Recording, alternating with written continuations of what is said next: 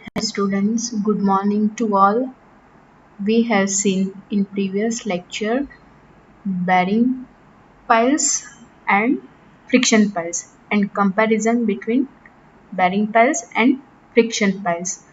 Now today's session we will see other types of deep foundation, pile foundation. Okay सबसे पहले तो deep foundation के main types क्या है? There are main three types of deep foundation: piles, caissons and cofferdams. उसमें सबसे पहले depending upon the functions bearing piles, friction piles, sheet piles, anchor piles, batter piles, fender piles and compaction piles.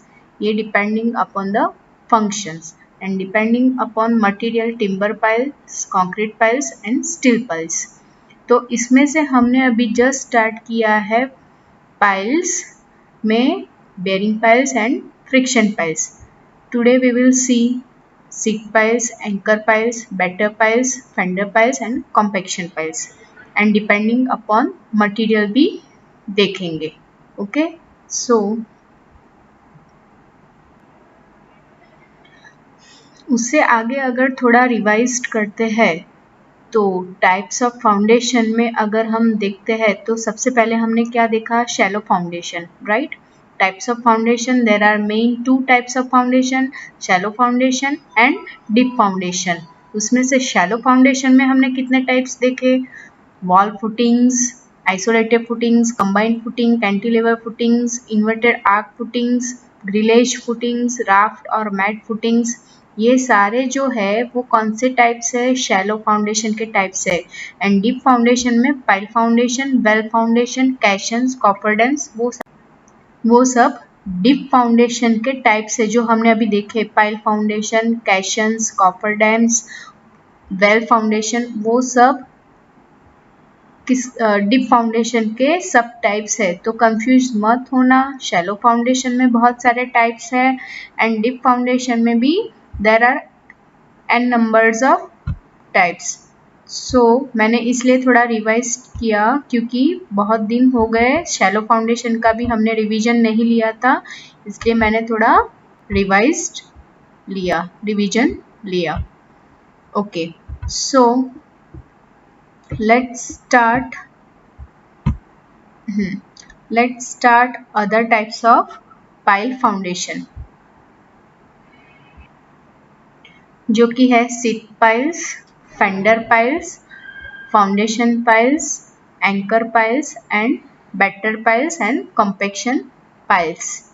Okay, यहाँ पे seat piles है. देखो यहाँ पे below ground level क्या है? सीट पाइल्स है, फाउंडेशन पाइल्स है, फेंडर पाइल्स है, यहाँ पे एक एंकर पाइल्स दिख रहा है, बैटर पाइल्स दिख रहा है. तो बिलो ग्राउंड लेवल ये सारे पाइल्स उन्होंने जमीन के अंदर गाड़े हैं. So what is seat piles? Seat piles, these are used to retain soil which is liable to escape laterally when subjected to pressure, or to enclose the area for some foundation and to protect the area from the flowing water. अब generally हम piles का use क्यों करते हैं and कौन से area में करते हैं ये आपको अभी पता है.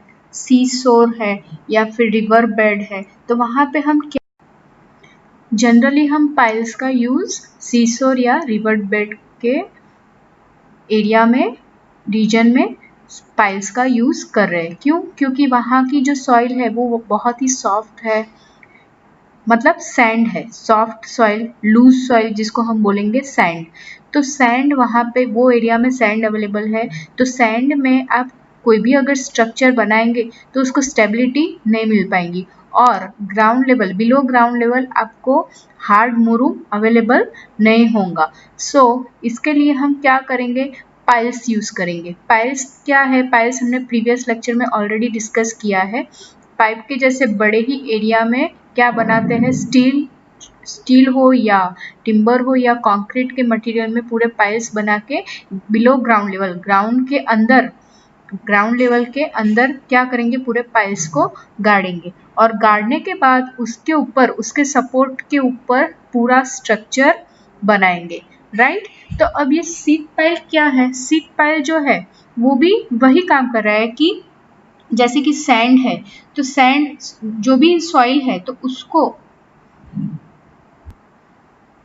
सॉइल सॉइल पूरी जो है लूज सॉइल, उसके उसके नीचे कोई भी हार्ड मुरूम अवेलेबल नहीं है तो क्या हो जाएगा, डायरेक्टली अगर आप फाउंडेशन बनाएंगे तो आपको हार्ड मुरूम नहीं मिलेगा, नहीं अवेलेबल होगा, तो उसके कारण जो है तो पूरा स्ट्रक्चर क्या हो जाएगा, डायरेक्टली उसको स्टेबिलिटी अवेलेबल नहीं होंगी। तो उसके लिए आपको सीट पाइल्स गाड़ना पड़ेगा। अब friction pile and bearing piles में आपने मेन डिफरेंस क्या देखा, बेरिंग पाइल्स में तो आपको 2 मीटर या 2.5 मीटर में आपको जब तक मतलब बिलो ग्राउंड लेवल आप जब एस्कावेशन करेंगे तो एस्कावेशन के कुछ डेप्थ में आपको हार्ड मुरूम अवेलेबल, लेकिन इन बेरिंग पाइल्स में 2.5 मीटर के डेप्थ में आपको हार्ड मुरूम अवेलेबल है।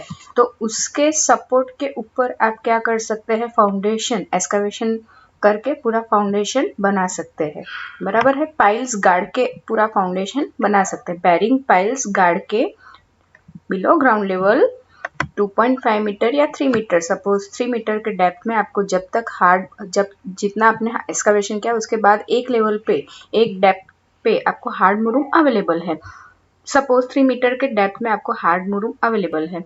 हार्ड मुरूम अवेलेबल होने के बाद आप उसके ऊपर क्या करेंगे, बेरिंग पाइल्स बना के उसके ऊपर पूरा फाउंडेशन बना के स्ट्रक्चर बना सकते हैं। एंड फ्रिक्शन पाइल्स में आपने क्या देखा, सपोज सैंड है, इन फ्रिक्शन पाइल आपने क्या देखा, फ्रिक्शन पाइल कहाँ पे, सबसे पहले तो कहाँ पे लोकेट करेंगे, फ्रिक्शन पाइल जो है वो सैंड, जिस एरिया में सैंड है, फ्रिक्शन पाइल को कहाँ पे लोकेट करेंगे, जहाँ पे सॉफ्ट सॉइल यानी सैंड अवेलेबल है, जैसे कि सी शोर, समंदर के पास, बराबर है, या फिर रिवर बेड, तो नदी के पास जहाँ पे कंस्ट्रक्शन करना है, सपोज ब्रिज के लिए हमें पियर्स डालने हैं तो वहाँ पे हम पूरा स्ट्रक्चर बनाएंगे। वहाँ पे पियर डालने के लिए जो स्ट्रक्चर बनाएंगे तो वहाँ पे फाउंडेशन करने के लिए हम फ्रिक्शन पाइल गाड़ेंगे। लेकिन अभी फ्रिक्शन पाइल गाड़ने के लिए बिलो ग्राउंड लेवल आप कितने भी डेप्थ तक एक्सकावेशन करेंगे तो आपको हार्ड मुरूम अवेलेबल नहीं होगा। तो हार्ड मुरूम अवेलेबल नहीं है 2 मीटर या 3 metre depth, 3 metre 4 metre 5 metre below ground level आप 5 मीटर के डेप्थ में भी आप एक्सकावेशन करते हैं तो तब भी आप हार्ड मुरूम अवेलेबल नहीं है। तो उसके लिए आपको क्या करना पड़ेगा, जो भी फ्रिक्शन पाइल आप जैसे बिलो ग्राउंड लेवल जब गाड़ेंगे तो फ्रिक्शन पाइल्स जो है, पाइल्स एंड सैंड, उसके बीच में फ्रिक्शन डेवलप होगा। फ्रिक्शन डेवलप होने के कारण क्या होगा, friction piles and granular soil means sand के बीच में क्या होगा, फ्रिक्शन डेवलप होगा। ये फ्रिक्शन डेवलप होने के कारण उसको फ्रिक्शन पाइल्स को स्टेबिलिटी मिल सकती है। तो ये मेन डिफरेंस हमने friction pile and bearing piles में देखा। अब जो कि है शीट पाइल की बात करते हैं। शीट पाइल में हम क्या करेंगे, शीट पाइल में भी यही है, पहले तो कौन से एरिया में लोकेट करना पड़ेगा शीट पाइल को, जहां पर वाटर फ्लो हो रहा है, मतलब रिवर या समंदर वाटर फ्लो हो रहा है, वहां पे हम क्या करेंगे, शीट पाइल गाड़ेंगे। शीट पाइल मतलब शीट का जो प्लाईवुड नहीं रहता, प्लाईवुड का पूरा एक शीट रहता है, देखो लकड़ी का जो शीट जिसमें से हम फर्नीचर बनाते हैं, तो वही मतलब वो नहीं लेकिन वैसा ही लकड़ी का पूरा बहुत बड़े एरिया में, बहुत बड़े वेट में पूरा जो कि है सीट हम कहाँ पे डालेंगे, below ground level, and then उसके ऊपर पाइल्स गाड़ेंगे एंड देन पूरा फाउंडेशन बनाएंगे। तो ये है पूरा शीट पाइल, आप डायग्राम में भी देख सकते हैं। दिस इज अ लकड़ी का पूरा शीट पूरा प्लाईवुड बहुत बड़े एरिया में रहता है, बहुत ही वेटेड रहता है, उसको बिलो ग्राउंड लेवल गाड़ना है एंड उसके ऊपर आप पूरा, so this is a sheet pile. Okay, अब नेक्स्ट है टाइप्स ऑफ अनदर पाइल्स। हमने कितने टाइप्स देख लिए? Bearing piles, friction piles and sheet piles. Now anchor piles. What is anchor piles? When piles are used to provide anchorage against horizontal pull, they are called anchor piles. Now you can see in diagram anchor piles. Horizontal एक पूरा piles बनाना है, horizontal ये पूरा horizontal पूरा एक piles बनाना है, used to provide anchor against horizontal pull.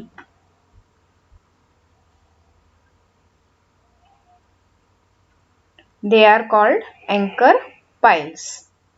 Now next is better piles.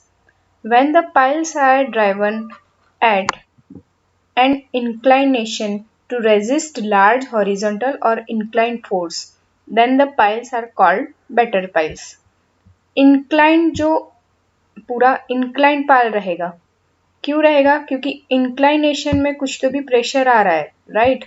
इसीलिए inclination में प्रेशर आएगा, तो उसको रेजिस्ट करने के लिए हम क्या करेंगे? बेटर पाइल्स बनाएंगे। When the piles are driven at an inclination to resist large horizontal and inclined forces, तो उसको क्या बोलेंगे? Batter piles. Next is fender piles. When the waterfront structure or concrete check is required to protect from the impact, concrete check is required to protect from the impact or abrasion caused by the ship, then the fender piles are used at the front. Ship के कारण जो भी ship आ रही है, ठीक है, front के side पे, तो फ्रंट स्ट्रक्चर में या कंक्रीट चेक में क्या करना पड़ेगा? वो स्ट्रक्चर को प्रोटेक्ट करने के लिए पूरा एक पाइल्स गाड़ना पड़ेगा, ठीक है, क्योंकि शिप का पूरा प्रेशर जो है वो उसके ऊपर आ रहा है, तो तब आपको क्या बनाना पड़ेगा? Fender piles. फ्रंट में जो हम बनाएंगे, फ्रंट ये देखो फ्रंट में ही है, फ्रंट में जो हम पाइल्स बनाएंगे फेंडर पाइल्स, क्योंकि फ्रंट में क्या आ रहा है? सभी शिप का प्रेशर डेवलप हो रहा है, तो वो प्रेशर को क्या करेंगे? रिड्यूस करना पड़ेगा ना, नहीं तो पूरा स्ट्रक्चर जो है कंक्रीट चेक या पूरा जो स्ट्रक्चर है तो वो क्या हो जाएगा? ब्रेक हो जाएगा। तो उसके कारण हमें क्या करना पड़ेगा? फ्रंट स्ट्रक्चर जो है वो पूरा ब्रेक हो जाएगा, तो उसके लिए हमें फेंडर पाइल्स बनाने पड़ेंगे। Okay, and next and last is compaction piles. When the piles are driven to increase the bearing capacity of granular soil, then they are called as compaction piles. Bearing piles, granular soil means sand. Sand में जब आप bearing capacity SBC of soil, safe bearing capacity आप increase करना चाहते हैं, बराबर, increase करना चाहोगे, तो तब आपको इंक्रीज करने के लिए क्या करना पड़ेगा? जो पूरी सॉइल है उसको कॉम्पैक्ट करना पड़ेगा। तो कॉम्पैक्ट करने के बाद क्या करेंगे? पूरे पाइल्स गाड़ेंगे बिलो ग्राउंड लेवल, तो उसको आप क्या बोल सकते हैं? Compaction piles. डायग्राम में तो नहीं दिखाया है कॉम्पैक्शन पाइल्स, लेकिन वैसे ही आपको पूरा कॉम्पैक्शन पाइल्स गाड़ने पड़ेंगे बिलो ग्राउंड लेवल। क्यों? क्योंकि वहां पे ऑलरेडी सैंड है, सॉफ्ट सॉइल, जिसको आप ग्रैन्युलर सॉइल भी बोल सकते हैं, तो उसको कॉम्पैक्ट करना पड़ेगा। क्यों कॉम्पैक्ट करना पड़ेगा?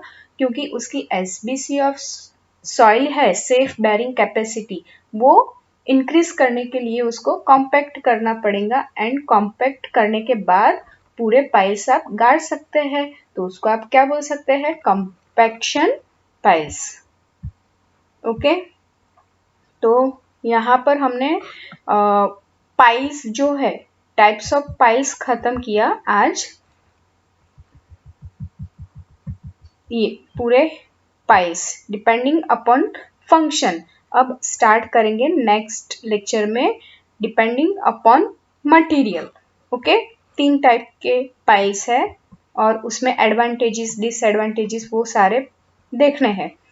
तो अभी के लेक्चर में यहाँ पे मैं खत्म कर रही हूँ।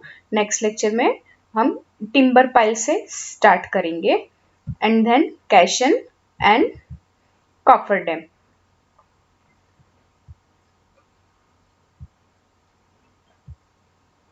Pairing piles and friction piles का ऑलरेडी कंपैरिजन हो गया है। नेक्स्ट हम देखेंगे timber piles. Okay, thank you.